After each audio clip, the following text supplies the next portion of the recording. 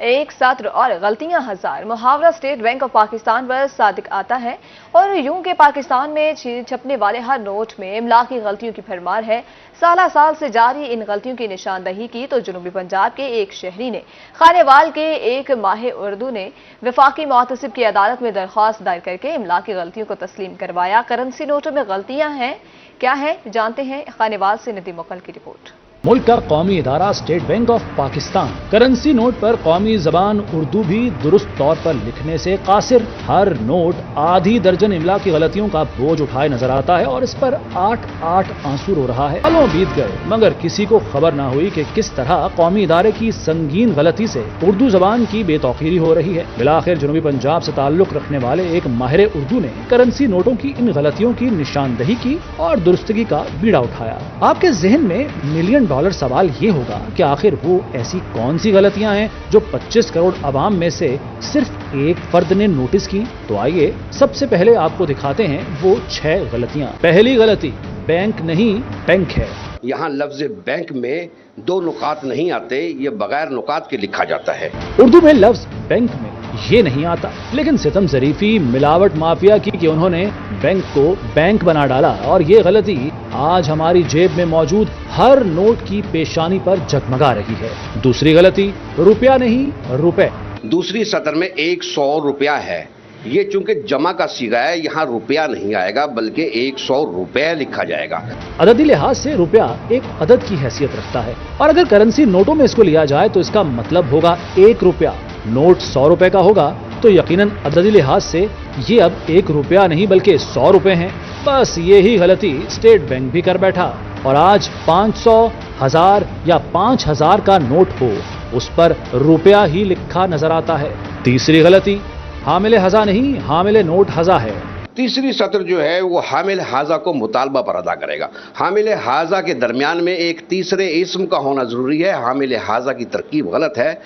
حامل ہزا کا مطلب اس کو رکھنے والا ہے، اس میں نوٹ کا تو کہیں ذکر ہی نہیں، اس لیے نوٹ کی ملکیت ظاہر کرنے کے لیے حامل نوٹ ہزا لکھا جانا ضروری ہے۔ چوتھی غلطی، مطالبہ نہیں مطالبے پر ادا کرے گا۔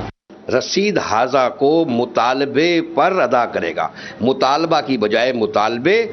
اردو زبان کا یہ حسن ہے کہ اس میں ایک ردھم ہے، جیسے مطالبہ پر ادا کرے گا میں بالکل ردھم نہیں، اس کے لیے درست فقرہ مطالبے پر ادا کرے گا میں مکمل ردھم ہے۔ پانچویں غلطی، کرے گا نہیں کرے گا۔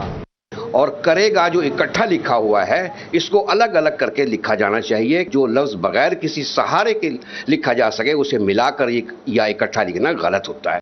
اردو زبان میں ہر لفظ کی اپنی ایک اہمیت ہے اور انہیں جوڑ کر لکھنا غلط ہے، اس لیے کرے اور گا کو الگ الگ لکھنا ضروری ہے۔ چھٹی غلطی، جو آخری لائن ہے اس میں ہے کہ حکومت پاکستان کی ضمانت سے جاری ہوا، تو یہ ضمانت سے جاری ہوا غلط ہے، جملہ ضمانت پر جاری ہوا درست ہے۔ ضمانت سے اردو گرامر کے لحاظ سے غلط ہے، چونکہ حکومت پاکستان ہر کرنسی نوٹ کی ضامن ہے، اس لیے درست فقرہ حکومت پاکستان کی ضمانت پر جاری ہوا ہی ہے۔ ان غلطیوں کو دیکھنے کے بعد مبارک عظیم آبادی کا وہ شعر یاد آ گیا، یہ تصرف ہے مبارک داغ کا، کیا سے کیا اردو زبان ہوتی گئی۔ خانے وال شہر سے تعلق رکھنے والے شاعر، ادیب، ماہر لسانیات شہزاد فیضی نے پاکستانی کرنسی نوٹ میں اردو املا کی غلطیاں درست کروانے کے لیے 2023 میں وفاقی محتسب کو درخواست دی۔ اس نے اپنے دعوے کے حق میں کتابوں سے دلائل بھی اکٹھے کیے۔ کیس کے فیصلے میں املا کی تمام غلطیاں تسلیم کی گئیں۔ اسٹیٹ بینک نے بھی املا کی غلطیوں کو تسلیم کیا اور اسے تعریفی سرٹیفکیٹ سے نوازا۔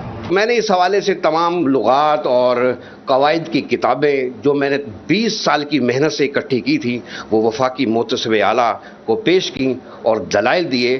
تب انہوں نے یہ اسٹیٹ بینک کے نمائندگان کو بھی بلایا اور انہوں نے اپنی غلطی کو تسلیم کیا اور فیصلہ محتسب اعلیٰ نے میرے حق میں کیا۔ جی، شہزاد فیضی کا کہنا تھا کہ وفاقی محتسب کے فیصلے پر عمل درآمد نہ ہوا تو سپریم کورٹ جاؤں گا۔